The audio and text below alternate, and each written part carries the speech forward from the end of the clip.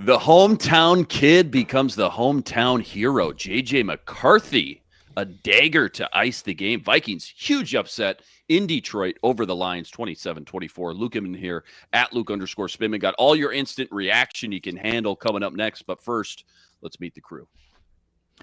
I'm Sam Ekstrom. Glad to be on the Squad Show. And I'm going to tell you today why the linebackers deserve all the game balls.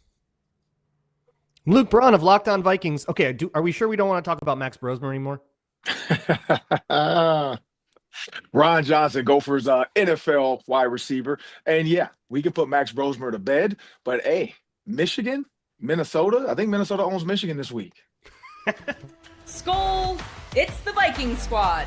Everything Minnesota Vikings every week.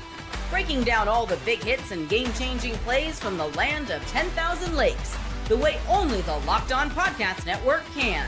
It's time to gear up. The Viking Squad Show starts now.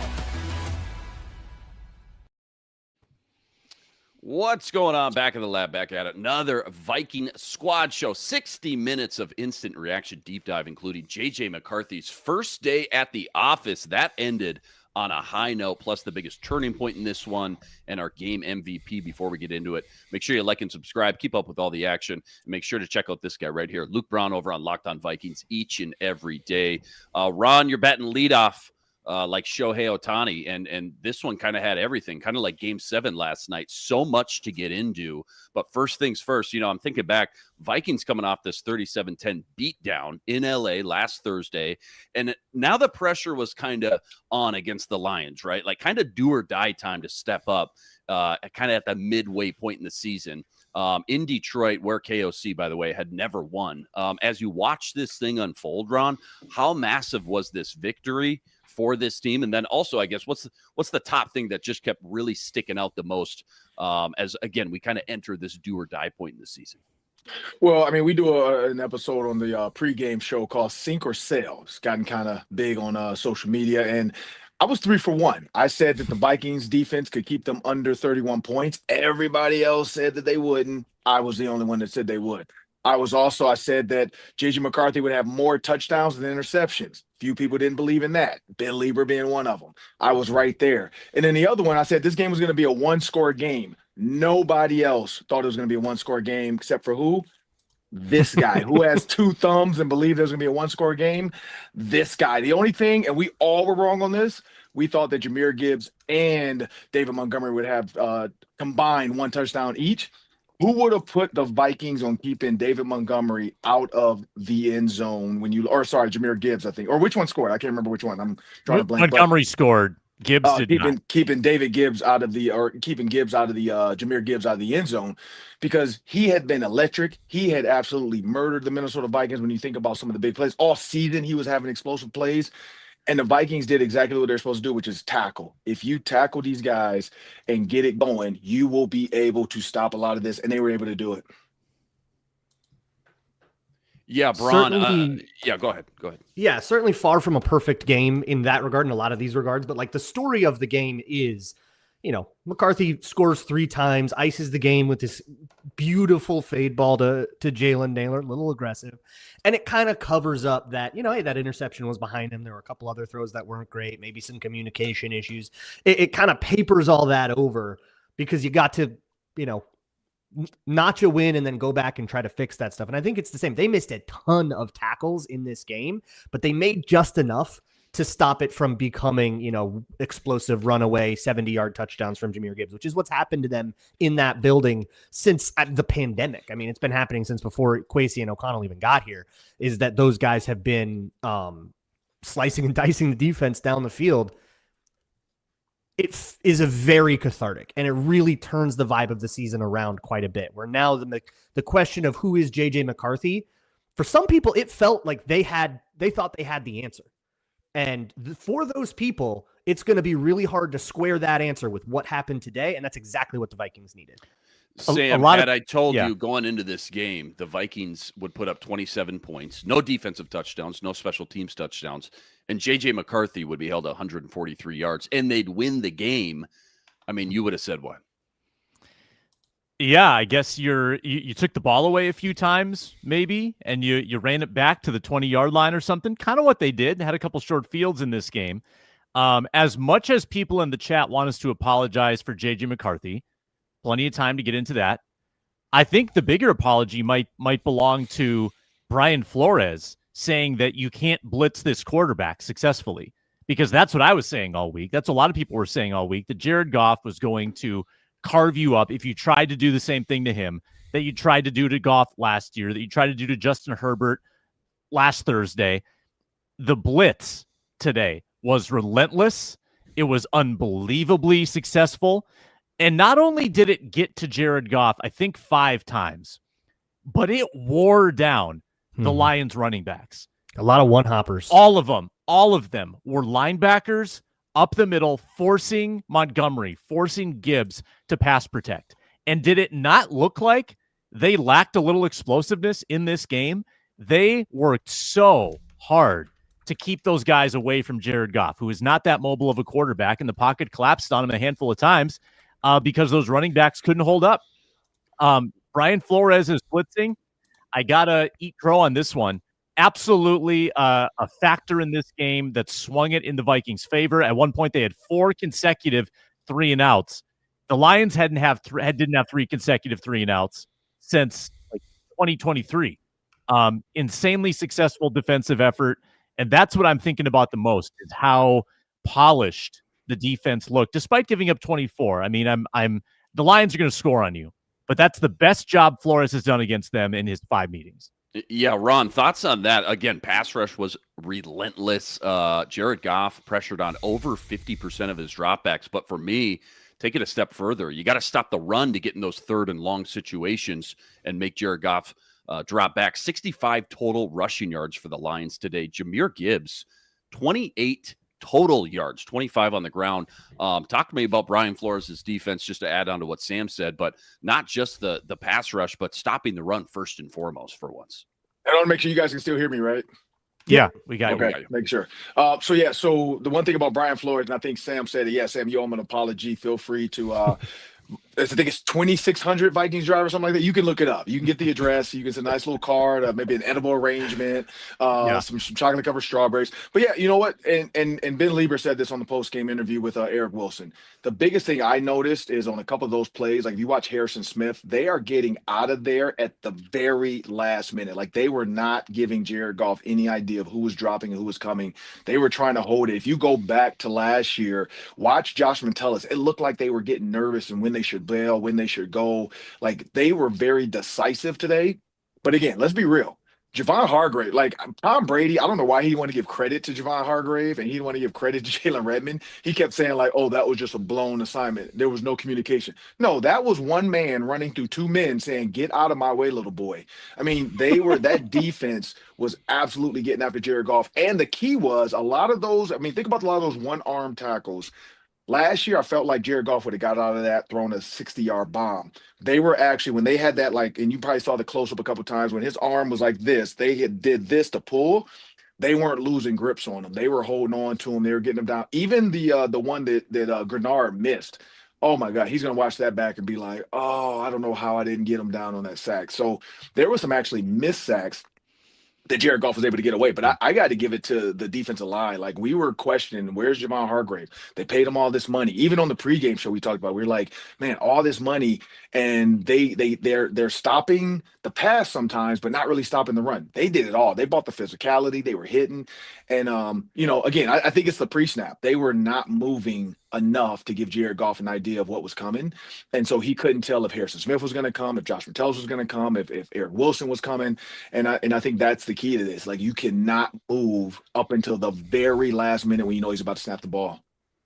There's a kind of an underrated part of that too, that like Brady even like pointed out the difference between Montgomery in pass pro and Gibbs in pass pro and one of the sacks that Eric Wilson got.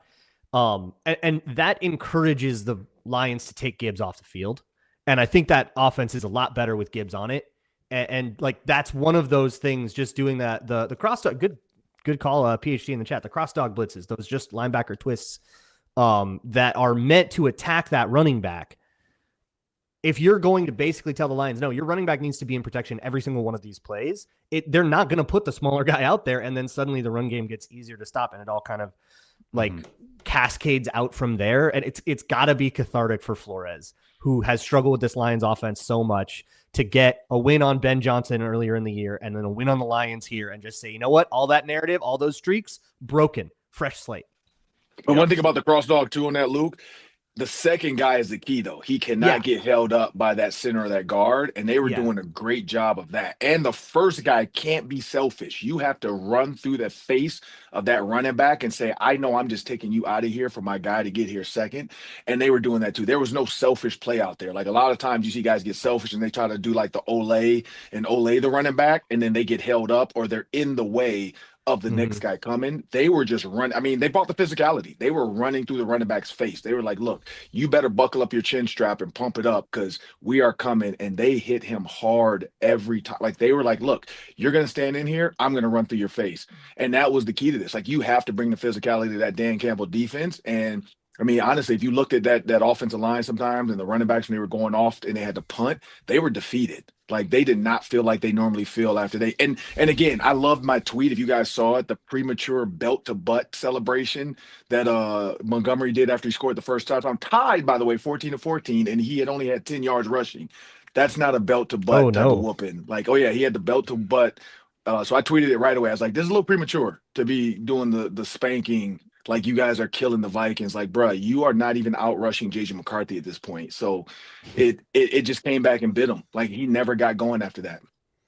Flores exercises some demons today. KOC exercises some demons as well. Sam, just on the same topic here, this defense, you know, we bang the table. Gosh, we need Cashman back to help this run game. How about Andrew Van Ginkel coming back? Only one guy, and I know you're going to look at the box score tomorrow and say, okay, one tackle for loss, one quarterback hit. That's nice. But between getting guys like Hargrave, starting to get a little bit more of your money's worth today, and then getting a guy like Van Ginkel, today it just kind of felt like what we all expected this defense would look like at the beginning of the season going into week one. Yeah. Even though Van Ginkel wasn't necessarily the one who was getting in the backfield every time, you felt his presence out there. He had, I think, one pass deflection. He had one pressure. We've got pressure numbers in already, which is kind of nice. Eric Wilson and Jonathan Allen, co-leaders with 5. Jonathan Grenard with 4. Blake Cashman with 3, Javon Hargrave with 3. So you've got some interior defensive linemen, you got some edge rushers, you've got some inside linebackers, all involved in a total of 25 pressures on Jared Goff. It was an aggressive and relentless attack. It didn't matter. Like if it was, there were a number of moments where it was 3rd and 17. They had him in 3rd and long a lot today. And they did not back up into some sort of shell because I think they recognized that any 3rd down, the Lions are trying to set up a manageable 4th down. Like you need to keep pushing them backward. You cannot allow any soft yards. You need to make their lives miserable. And sometimes, you know, like defensive coaches they'll hit the throttle down and they'll blitz for a bit, then back it off. And it felt like the throttle was just down from the beginning today, almost as if Brian Flores said, you want me to blitz less? You know what? I'm going to blitz more. I'm going to find a way to blitz more. And I'm going to, in real time here, just try to get the total blitz numbers because it's going to be insane. 62% today. I mean, well over season average. And Jared Goff, when he was blitzed, he handled it decently, but he took a number of sacks. Took 3 sacks when he got blitzed today. So really, really impressed by that group, that front 7. And, I thought the secondary was fine, but it didn't matter. The front 7 was that dominant. Yeah, and not just getting pressure, but the interior pressure. We all know that's how you beat a pure pocket passer like Jared Goff. Lots more to get into. I want to ask you guys about JJ McCarthy's day, plus the biggest turning point. That's all coming up right after this. Today's show is brought to you by our friends over there at Peloton. Look, folks, it's time to break through the busiest time of the year with a brand new Peloton cross-training Tread Plus that's powered by Peloton IQ. It's Peloton's most elevated technology and equipment yet that gives you real-time guidance, and it gives you endless ways to move, whether you want to work out by yourself or if you want to work out with your favorite instructor, like my personal favorite, Alex Toussaint. He always gets me fired up to tackle the day. And the thing I like about Peloton, it helps me achieve more in less times. They have features that help you plan, stay motivated, track your progress, and Peloton IQ also provides personalized workout plans and recommendations. That's something that I use right now during the busiest time of the year covering the NFL. They plan my workouts for me based on my mood, my vibe, and also my favorite instructors. So make sure you check it out and use it because it also helps you correct your form in real time and it maximizes your reps. It counts your reps so that you can do it smarter, safer, and more efficient. Let yourself run, lift, flex, push, and go. Explore the new Peloton cross-training Tread Plus at onepeloton.com.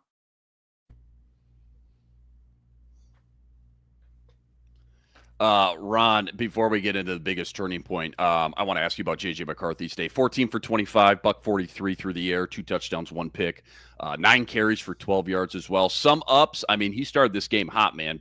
Led this team down for 2 straight touchdown drives, one to Justin Jefferson, one to TJ Hawkinson. But some ups, some downs that we'll get into. But kind of at the end of the day, I just thought to myself, he's still that guy that we saw at Michigan, just finds a way to win. What was your thoughts on the final throw to ice the game to Jalen Nailor, and then just kind of big picture view his day as a whole?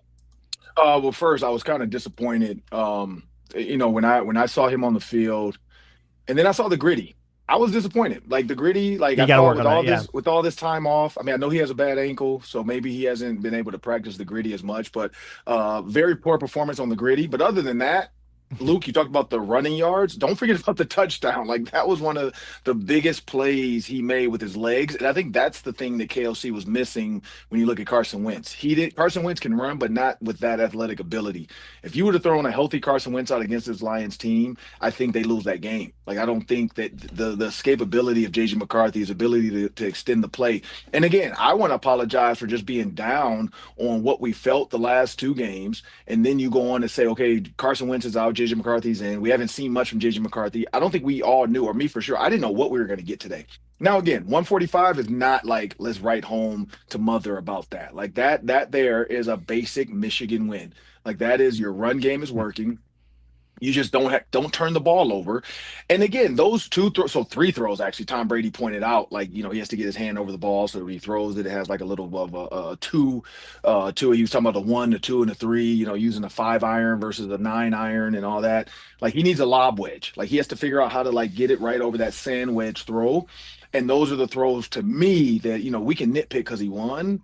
Those are ones that he's going to look back and say, man, I probably wouldn't have even had an interception if I had thrown it in front of Jalen Nailor. I would have had another completion if I threw it in front of Jalen Nailor. Justin Jefferson, another completion if I just kind of dip it over, set my feet, because he didn't have to throw off platform.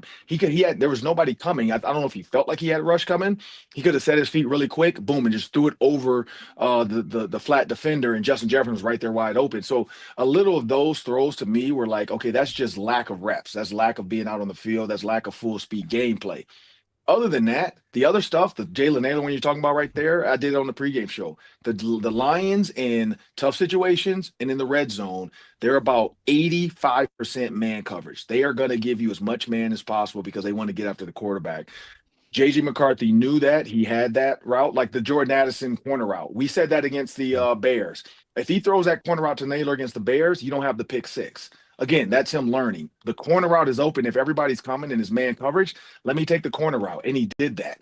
The back shoulder throw, the Nailor, same thing. He cannot get over the top because the DB is running. Let me put it to where only my guy can get it and make it soft enough that he can just turn, make the catch, and win this game. So I think that was very headsy. I think that was a huge play. And I'm hoping that a little bit of it was Kevin O'Connell, but more of it was like, hey, here's your options. If he has them beat and that pick works, throw it long. If he does it, if that pick is not clean, because you don't want to get a flag, because I'm pretty sure the Lions defense was saying, hey, they're in a bunch set, watch for the picks, because there's a flag coming. They were finding any way to give the Lions this game back. And JJ McCarthy makes that throw. All the receivers kind of stood there. Nobody wanted to really get a flag on that. All the offensive linemen did their job knowing he's going to get the ball out of his hands pretty quick. But that was the key. In the red zone today, he got the ball out of his hands quick. That was the biggest difference of last year's red zone debacle for Kevin O'Connell. He realized, like, there's no reason to run double moves. Let me just let my like the Justin Jefferson fade route, let my stars make the plays. Luke, you watched all the film on JJ from Michigan coming out of college. Compared to the first two games that we saw from JJ McCarthy, big gap now. Obviously, thought we were going to get him back after the bye. We didn't. A couple more games go by. What was the biggest difference, I guess, that you saw? Not just JJ McCarthy, but to Ron's point, KOC's play calling, if any. Yeah, there was a lot more quick stuff. It was a lot less, I think, kind of over-engineered, Rube Goldberg machine kind of plays. And that definitely helped. But I think he got a lot more help. There was still quite a bit of pressure from the O-line, but that pressure was not nearly as fast, at least not to my eye. Having Addison healthy, Darisaw healthy, like we've never seen that. And I think the circumstances that hurt him in the first two games were something that went way under discussed when we had all of those breathless and tedious conversations over the last 2 months about what JJ McCarthy can do on this offense. This is the closest thing we saw to what the Vikings intended going into the year. This is the closest we got. And we still, had Aaron Jones getting hurt and stuff, and all of that will happen. Still have a third string center. Like that's that. But just a reasonable offense, and then you can kind of see that those throws would come out. But here's the thing that sticks with me is there were a couple of passes that were like lobby touch passes that were beautiful. And at Michigan, he never did that. He never even tried it.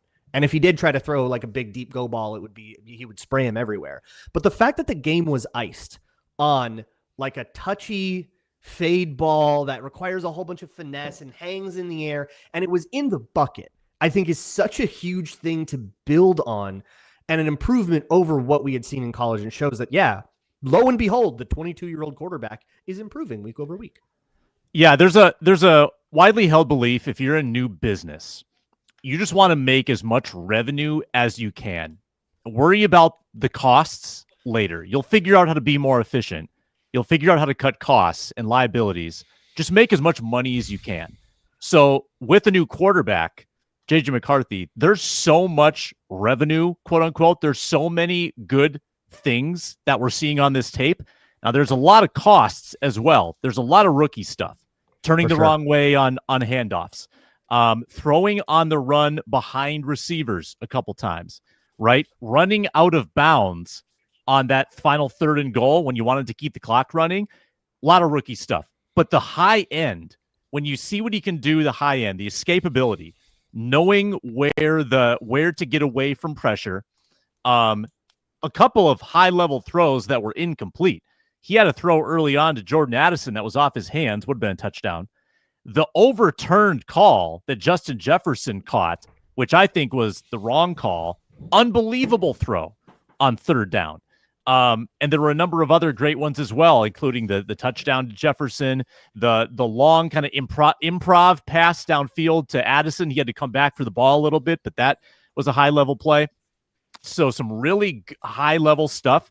Iron out some of those inefficiencies, some of the poor decision-making, just simple stuff like receiving the snap and turning the right way.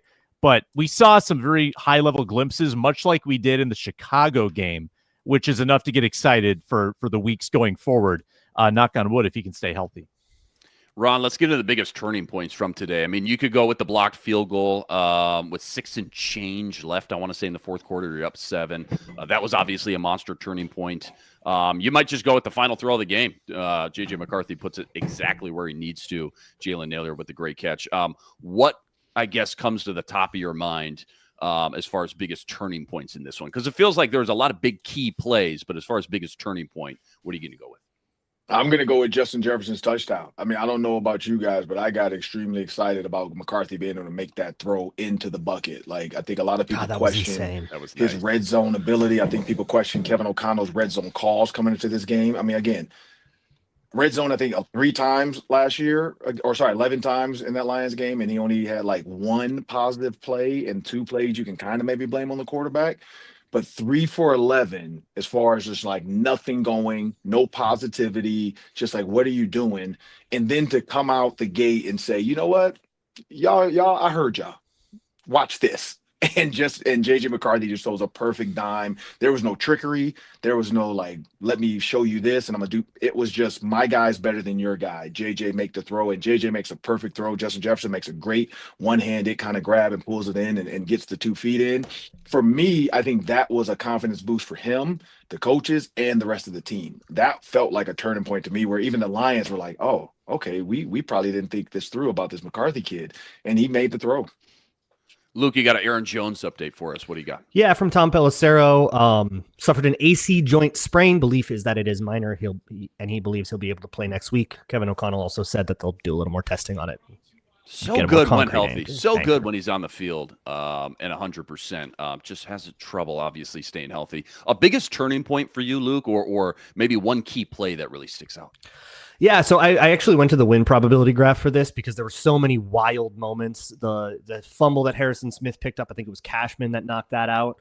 That really felt like, you had them backed up, and then they get this big run play, and doesn't that always feel like it's the start of a 15-play drive? But nope, we're just going to knock that thing out. And then suddenly Vikings in the red zone, they're going to score as long as they don't turn the ball over. They're already in kicking range. And sure enough, they would kick a field goal that turned out to be decisive. But, the block kick was a big one. But from a win probability angle, because the Lions were favored so much, it didn't actually cross over to the Vikings side, and I think there's some meaning behind this, until the second half, 3 and out, that started the second half for the Lions. And there was something to that of just saying, like, okay, this is like the fourth one of these. They've clearly figured something out, and it's not just, some fluky, that little gimmick that the Lions are going to be able to solve. No, they came out of halftime, and whatever they did still can't figure out how to keep Jared Goff upright, and we're going to get a ton of pressure, and the whole rest of the game is going to be like this. I mean, the Lions are a good team, and you knew they were going to fight that thing down to the end. I think any expectation of beating the Lions by 2 scores and not giving up that Jameson Williams touchdown at the end, probably too high an expectation, but that was a moment for me where I was like, okay, they've got this. They've got a plan that works here, and let's see if they can actually convert it. And one thing, sorry, before I get out of here, though, Luke, I want to say this too. The other turning point for me was this morning when I saw the injury report. Like when I saw that they were going to have both offensive tackles, good point. And they were going to get Andrew Van Ginkel back. I mean, Dallas Turner, nothing against him, but Gink, it's just a different defense when he's on the field.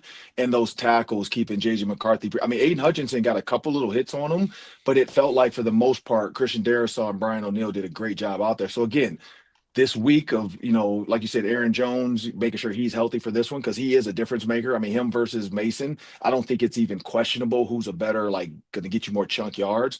But that also, the injury report for me was huge to see no big names on the injury report last minute before I get out of here. So Ron Johnson, check him out on X at 3 Ron Johnson. Check him out every Tuesday on the Ron Johnson Show. Thanks a lot, Ron. Sam, biggest turning point from this? Yeah. What do you think? Yeah. How about the sequence following the inexplicable Jonathan Grenard offside penalty?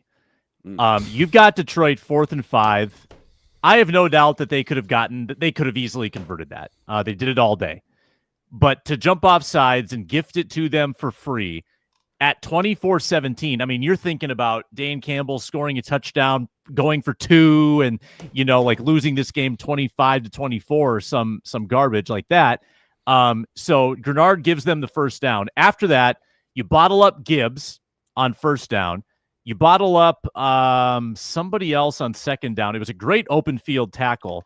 There was a Goff hit as he throws one hopper in there on first down. Okay, first Gibbs down was the strung out incompletion. the zone, Then you bottled up Gibbs. Thank you. Then there was a penalty. Then 3rd and 14, you sack Goff, I think for the 5th time in the game. So you went from Detroit 1st and 10, 14-yard line. You pushed them back out of chip shot range where that was like a legitimate field goal that Jake Bates had to concentrate on and lift the ball up. And tremendous job. They kept trying to give the block to Williams on the broadcast, but it was actually Levi Drake Rodriguez who had the initial block. They both had their hands up, and it was a very low kick. But credit Isaiah Rodgers, too, for picking up that ball on the hop. That's not easy to do. And then the return he did get, even though we're upset he got caught by the kicker, the return he did get assured the Vikings of a field goal try, which I know we'll probably get into coach's corner. We'll be upset about the play calling down there. I get it. But the most important thing in that sequence was coming away with points. and going up by 10 at that juncture of the game, that clinched it. And it felt like it was completely going pear-shaped after that Grenard offside. So that whole sequence totally turned what I think was setting up to be a gut-wrenching loss, turned it all the way back in the Vikings' favor. And that's just one drive, Sam. That's just one small piece to this puzzle. I already want to go back and rewatch this game. That's how crazy this one was. I want to go back to what Ron kind of ended on just real quick, because the big names the Vikings got back and the impact they made. I know we kind of touched on Andrew Van Ginkel, his long-awaited return, but Darisaw and O'Neal playing together. Injuries have just been, unfortunately, it's been a major talking point with this team this year, and have really kind of poked some holes with the lack of depth on this roster. When I think about this game and just dumb it all down to the cliches like turnovers, but winning the line of scrimmage on both sides of the ball, we've given the defensive line in the front seven and Brian Flores their flowers, but I mean, 142 yards rushing for the Vikings to 65 for the Lions in Detroit. Not something I don't think anybody saw coming. What kind of returns or gains did you guys see? And also, I think we got to give a shout out to Blake Brandel as well. Just, again, not a flawless game at center, but for coming in and spot duty and filling in for the big shoes of Ryan Kelly. All in all, I thought his play was above average as well. Returns, gains, what'd you see, I guess, and as far as impacts go with the big three names that we got today? Yeah, I definitely owe a public apology to Javon Hargrave. I've been going at him real hard the last few weeks. And I mean, he did get benched. Like, he did get pulled out of the lineup on a Thursday night, but he played a lot more of this game. So maybe that was just an injury that we didn't know about or something, or some kind of, load management for an old guy or something.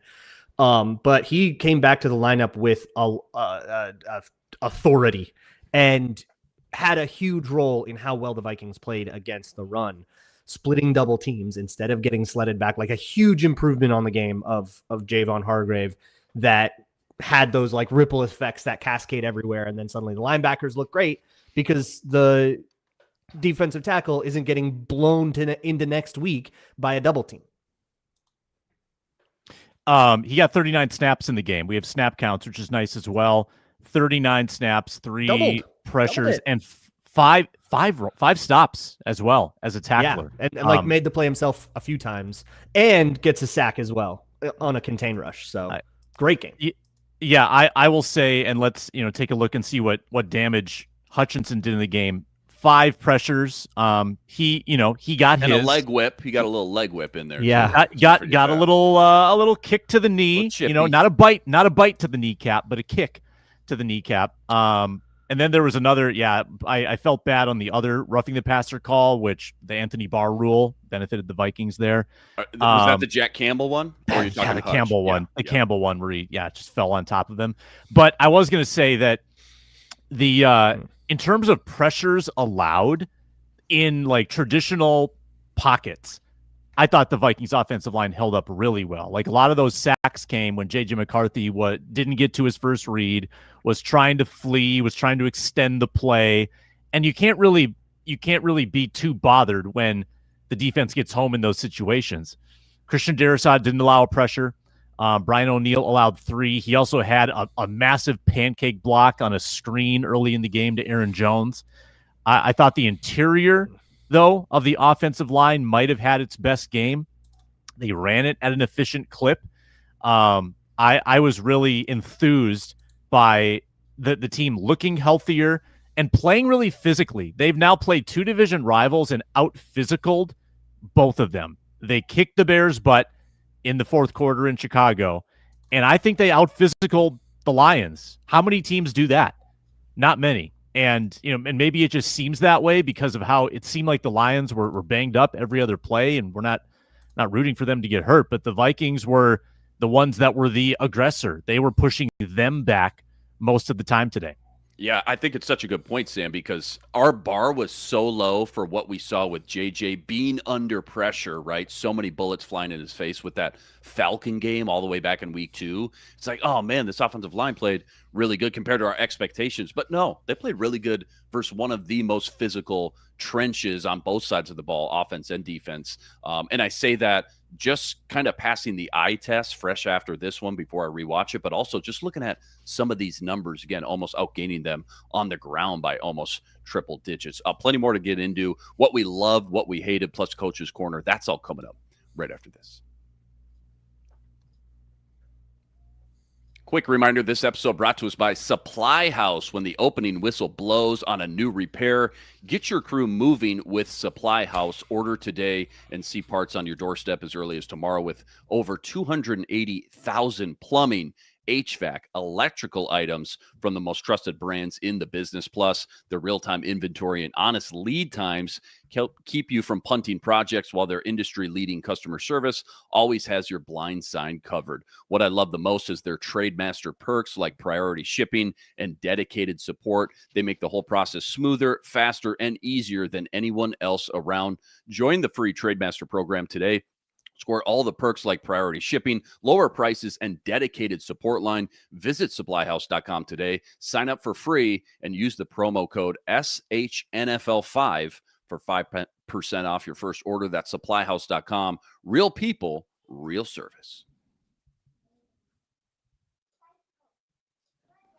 All right, just real quick, Coach's Corner, just because you brought it up, Sam, kind of got me thinking. I'm curious, first and foremost, what you guys think, just from a coach's lens tonight, whether that's KOC or Brian Flores, because both guys coming into this game at Ford Field, obviously, were under the microscope. What exactly was it for you guys? Play calling, halftime adjustments, pre-snap alignments, whatever it may be. What stuck out the most from either one of these coaches today? Yeah, I mean, I usually lean toward the gripes that I have in terms of clock management. That's just where my mind first goes. So we can talk about, and there's a lot of good stuff tactically that happened today, a lot of it on defense. But we can go to the end of the game where it's 24-17. And I think, Luke's, your priority, I think KOC got the priority wrong. I think the priority was to run 3 plays inbounds. If you score, great. You're up 2 touchdowns. If you don't score, you're forcing a timeout or you're forcing the clock to move. You had the ball, first and goal at the 1. Okay, you tried the run, and you got stuffed. You lost a yard. Okay, there are still ways to, I think, run a couple more plays without throwing incompletions, without running yourself out of bounds. And I think that's part of that's McCarthy. McCarthy's got to be... He's got to get down there. He can't fight for more. Yeah, you've got throw take it your sack. If it is a high percentage throw. It was not. It was actually a dangerous throw because it was an out-breaking Jefferson toward the pylon. If Arnold cuts that thing a little better, maybe he's got an interception, and then you're really in trouble. But then he's got to lay down at the 4-yard line on that 3rd down play.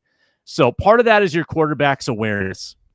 Maybe got a little too cute. They tried the bootleg, which is kind of how they scored against Chicago in that week 1 game with McCarthy using his legs. Didn't work this time. So that could have burned you, right? If you don't complete that pass to Naylor, this is probably the biggest discussion point that we have, that KOC's goal line play calling again in Detroit comes back to bite the Vikings. Yeah, I think I put more of it on McCarthy than O'Connell, because calling a little out route is fine. McCarthy just has to progress on that. He just shouldn't. That was covered. You just should have progressed. And he has to understand in both situations that taking a sack and keeping the clock moving is actually okay, going against every instinct you have in the red zone. But I want to take it to something tactical. About attacking Aiden Hutchinson. They had a really similar plan for Aiden Hutchinson that they had for TJ Watt, which was, understanding he's going to get his pressures. But a lot of the play designs were basically meant to get Aiden Hutchinson to run himself out of the play. He's a very tenacious player, high motor kind of guy, right? But if you notice that a lot of the best runs that happened seemed to cut back, was always a cutback lane. Those were all Aiden Hutchinson leaving too much space and essentially going at the quarterback in case it's a bootleg all the time. And just using that little bit of a decoy. It's not like he was running all the way off the field or anything like that, but it gave just enough space for Aaron Jones and a little bit Jordan Mason to find those big cutback lanes and find all that room. And I think that was a huge win in the run from a game plan perspective, is to just say, hey, let's just make sure we're on our P's and Q's about our cutback lane, run away from Aiden Hutchinson, and sort of take advantage of the fact that he is going to be a little undisciplined on the back end. And teams have done that to the Lions a lot. And a lot of the times when the Lions struggle in run defense, it's because of that. And it's just worth it for them because he does so much in the pass rush. But there is an opening there. And I'm glad that they found it this time. What we loved, what we hated, stock up, stock down. Let's just kind of all blend it together here. I got to give some flowers to one guy that we haven't mentioned, because every time you think about him, you think about Xavier Thomas. But Miles Price, he might be a guy. Opens the game with that 61-yard kickoff return. That kind of set up JJ McCarthy with that short field. But Miles Price continues. I mean, we're 7-8 games into the season now, 8 games into the season, and Miles Price, for being one of the biggest question marks for the Vikings going into week 1, was like, what's going on with our return situation this year? Miles Price has stepped up in a big way. Any other big winners that we haven't already mentioned? Fabian Moreau getting some time, which doesn't speak well. He's a guy. Dwight McGlothern. Fabian Moreau played 20. He was CB3 in this game. Oh my god, I didn't even notice. Played 23 snaps, and he was a good thing for invisible. corner, right? Yeah, I think it's I good guess, when you're not good for him. when you're not seen. It alarms me. It alarms me that you have to activate a practice squad guy as your CB3 after one injury. That you can't even trust the guy that is on the roster. You have to call up. You got one in reserve, and you can't trust him. If only someone were talking about this all off season. Trade deadline is in 2 days. We'll see if they do something about it. How about Jordan Mason? Normally good in pass pro, just obliterated by Jack Campbell on a blitz. I wrote that one down.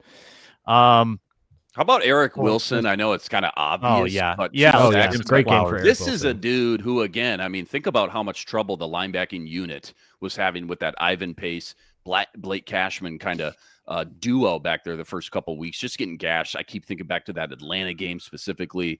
Eric Wilson comes in by force of injury, right? And all he's done is just continue to make plays. I'm not calling him a Roquan Smith, an all-pro, but to fill in like that, I mean, on a Vikings roster that, again, doesn't have a lot of great depth, it's very top-heavy, like we talked about all offseason, Eric Wilson continues to make plays, and it feels like to this point, kind of no question about it, he has earned this kind of starting role now over Ivan Pace.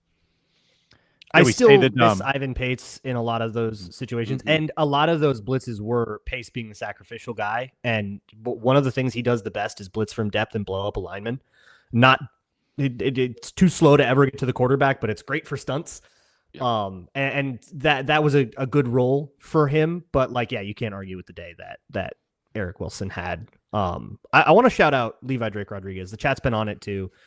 He was the one that blocks the kick. I don't know what Kevin Burkhardt was looking at. It was not Elijah Williams. It was that was Brady's fault too. Brady was saying the wrong guy. Yeah. He also said Chaz Chambliss had the block, who was not on the field. The broadcast was not on it. And you know what, Kevin Burkhardt, you had an interesting night. You had a long one and a flight. I excuse that. But they were also wrong about a lot of penalty calls. And then they made and when the broadcast is wrong, a lot of people get that that's their opinion now. And it's well, you just made a whole bunch of people wrong about a catch that clearly wasn't I don't know. But I'll excuse that. Kevin Burkhardt was busy. But anyways, Levi Drake Rodriguez getting that blocked kick, getting a couple of big moments as well. He always just has that. He'll play 10 snaps and 3 of them matter a lot. And that's a great clip for a rotational D tackle. I don't think we brought up the huge forced fumble by Blake Cashman when Detroit was about to run for a first down on 3rd and double digits. Cashman comes up with that. You have not been able to take the ball away at all this year. So getting one just felt like a huge win. And then the blocked field goal kind of feels like a takeaway as well. So those two plays, both second half, felt massive for the Vikes. How about Harrison Smith, the wily veteran, waiting for that third bounce before He knows. that extra beat where maybe a rookie would get a little trigger happy and try to scoop that thing up, but that was something that I thought in the moment was pretty funny. We mention his name every week, but Jalen Redmond just continuing to ball out as well. They found a dude with Jalen Redmond. Yeah. The 61 back there. And again, I know we kind of bring him up every week. I don't want to overshadow him or just kind of, move past him just because we continue to bring him up. He continues, though, to be a force in the middle. Yeah, there's something to be said for setting a new expectation for yourself. And now it's less interesting because he met that new expectation. But that expectation is playing as a really good starting player. No yeah, doubt. he's on pace for like 8 sacks this season. That's the season we expected from an Allen or a Hargrave. But you might get it from Jalen Redmond. And I still maintain that this is why the Harrison Phillips trade happened. You knew you It could was not Redmond for sure. Yeah. And just by process of elimination, you were not going to demote Jonathan Allen and Javon Hargrave, the guys that you just signed to huge money. So it had to be Harrison Phillips, not really a knock on Phillips, just kind of a team, a tough GM decision that I think had to be made. It is funny because they did end up demoting Javon Hargrave later, but hey, he got his redemption today. So Well, I was just going to say, in a game like this, we're going to have a lot of winners. We're going to shower a lot of guys with love, but 4 guys that we've talked about in a highlight, Javon Hargrave, LDR, Jalen Redmond, and Sam, I think you mentioned Jonathan Allen with 5 pressures today as well. So a lot of defensive linemen coming up huge again. One of the big key reasons the Lions struggled in the trenches today. Don't go anywhere. What we'll be talking about tomorrow, that's all coming up right after this. Quick reminder, today's episode also brought to us by FanDuel. The NFL season, it's here. FanDuel's making sure you're ready for kickoff with this can't-miss offer right now. New customers, bet just $5. If your bet wins, you're getting a ridiculous $300 in bonus bets guaranteed. Why I love FanDuel. They got everything. Player props, same game parlay, jumping in live as the action unfolds. That's my personal favorite. You name it, they got it. It's so quick. It's so easy, and it is the best way to add a little bit more enthusiasm, a little bit more excitement, a little bit more juice to your Sundays. Are you ready to play? Download the FanDuel app. Go visit FanDuel.com today to get started. That's FanDuel.com. You're getting $300 in bonus bets guaranteed when you win your first $5 wager. All right, two more key things I want to hit on. Game MVP and what we'll be talking about tomorrow morning. Let's start with that one first. What's the A topic? Once we let the dust settle, things are always a little emotional, a little raw right after these games. But once we take the emotions out of the equation, what is the biggest talking point after what we just watched unfold? Luke Braun. Well, it's pretty clearly how the Vikings are going to need to solve their quarterback issue by trading for Kirk Cousins. 100%. I mean, the trade deadline's coming up. Yeah, it's going to be that McCarthy had a good game. Yeah. It makes the Atlanta game feel like it was 900 years ago. Yeah, I think that's what we're talking about all week. It's what we're excited about. Looking forward to watching him develop. If I actually try to nail down an MVP from this game, this just speaks to how much of a team win it was. Mike Zimmer loved to talk about the team win. Kevin O'Connell likes to talk about the team win because nobody really jumps off the page and you say, "Oh, this was the fill in the blank game." I mean, Eric Wilson has as much claim to the MVP of this Isaiah game Rodgers game as right. There was not one player that stood out so much. It was Aaron Jones on the ground. TJ Hawkinson caught a touchdown, repping the tight ends. Jalen Naylor, the game-winning catch. Addison had a good run. Justin Jefferson had a one-handed catch. Go across the board. Your safeties contributed. Interior linebackers. The cornerbacks, still trying to figure out what they did. They weren't terrible today. They allowed some of those yards that you expect them to allow when you're blitzing so much. Got burned a couple times one-on-one. But honestly, across the board, special teams, give everyone a game ball except Javier Thomas, and I'm good with that. I think got to clean up that special teams penalty stuff. I mean, it's been a plague all year long. But there were so many of if we lose, we have 10 different moments to complain about, from the clock management thing, the special teams penalties, to giving up that touchdown over Isaiah Rodgers to Jamison Williams at the end. Like there are a lot of things that the Vikings still need to go fix, but considering what this game was, maybe the hardest game on your schedule on the road in Detroit.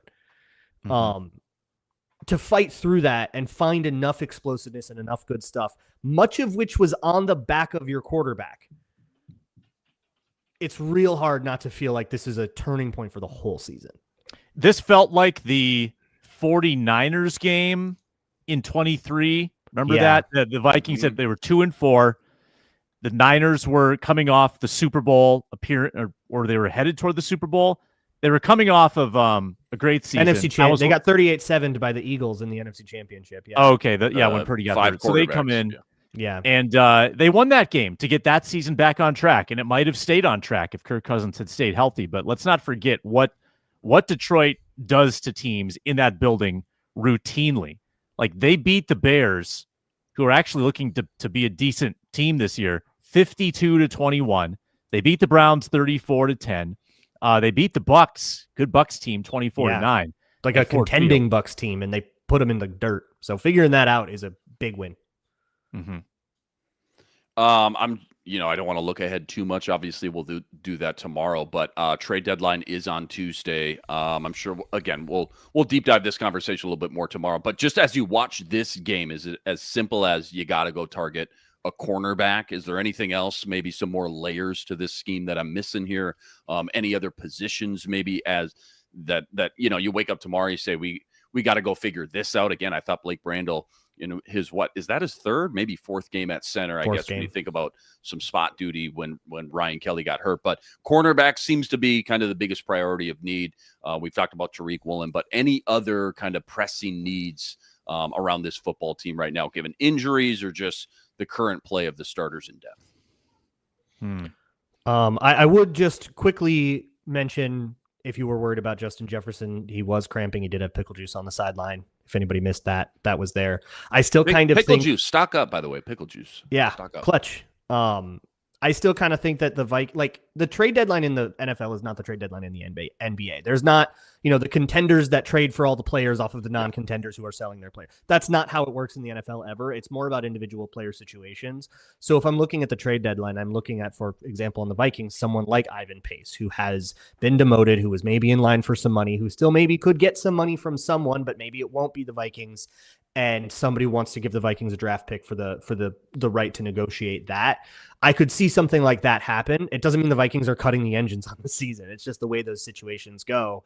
And that's how, the Vikings got somebody like TJ Hawkinson off of the Lions with a very similar logic in a year that was very much still alive for Detroit in 22 when the trade deadline came around. So that's what it looks like to me as I'm looking at those situations. I was looking at Hargrave before this game. I think that put a lot of that to bed. But it's you got to find the tradable guys, the guys that, maybe you can get a draft pick without losing much for your season right now, because it's just too early for anybody to cut the engines. Even if you're 3-6, you could go on a 5-game winning streak and get it back. Like that kind of thing happens all the time.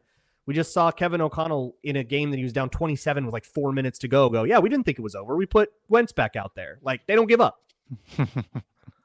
Yeah, I'm torn on whether I think it's even a good idea, unless you're really splashing for a Tariq Woolen. Yeah, that'd be pretty splashy. Fixing a long-term and a short-term issue. Yeah.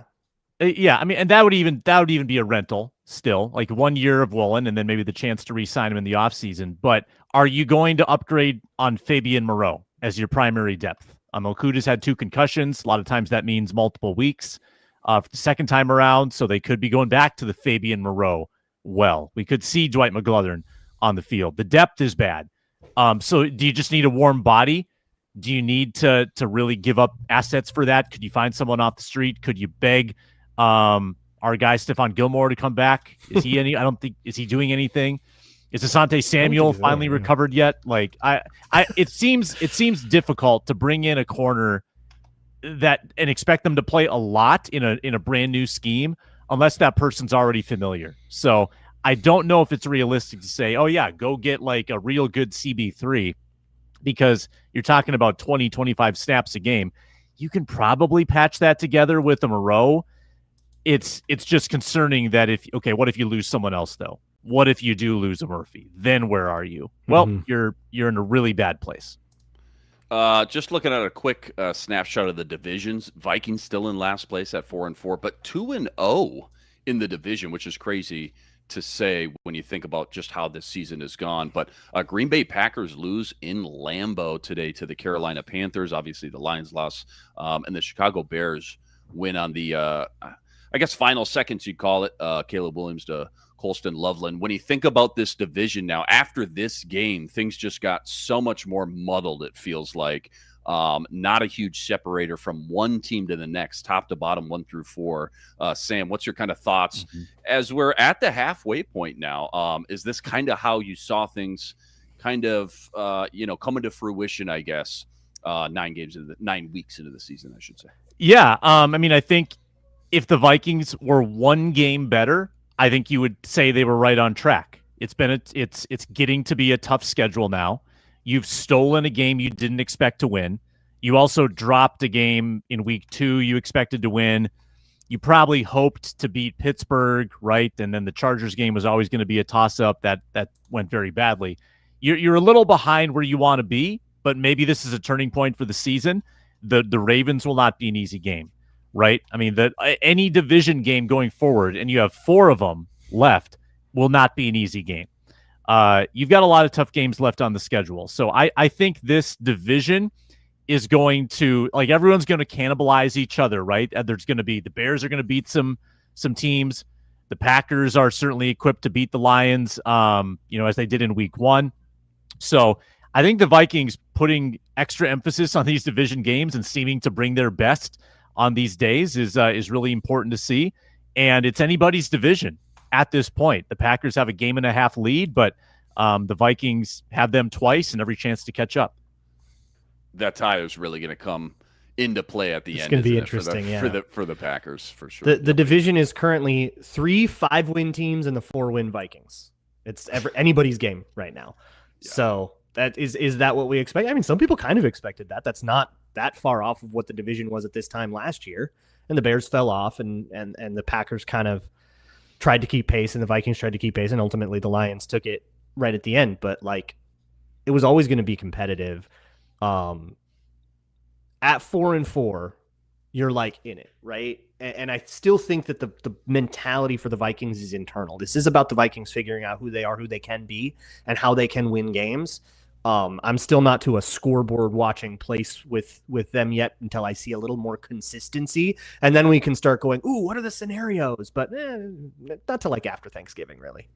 Nice that the Vikings get to come back home at the bank for 2 in a row. Again, Baltimore, we'll preview that game tomorrow a little bit, and then another division game, actually 2 more division games, at home versus the Bears, and then at Lambeau. That's November 23rd. Couple minutes left here. Just kind of replaying some just crazy plays. How about the reviews? Justin Jefferson, I thought, kind of got robbed on a catch there. I thought that was a clean catch. And then the Jalen Naylor, Terrion Arnold interception, I thought that one hit the ground as well. Am I way off there, or your thoughts on either of those plays? And then any other just kind of fun plays that stuck out in a wild shootout today? I agreed with the interception by Arnold. I didn't see conclusively hitting the ground. Thought that he held on, trapped, had control of it. Ball is allowed to hit the ground if you're controlling it. And I thought that rule should have applied to the Jefferson catch. I didn't see a good view. I thought I saw the laces move when it hit the ground. I thought it rolled a little.